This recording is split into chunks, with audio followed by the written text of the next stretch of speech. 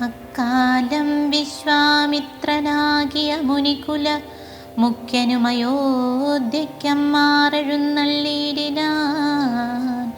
രാമനായ വനിയിൽ മായയാ ജനിച്ചോരു കോമളമായ രൂപം പൂണ്ടൊരു പരാത്മനാ.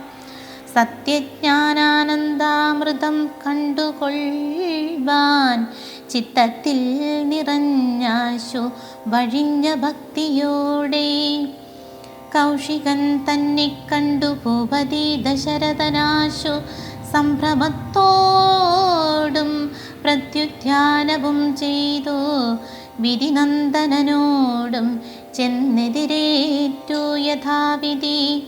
പൂജയും ചെയ്തു വന്ദിച്ചു നിന്നു ഭക്ത്യാ. സസ്മിതം മുനിവരൻ തന്നോടു ചൊല്ലിയിടിനാൻ.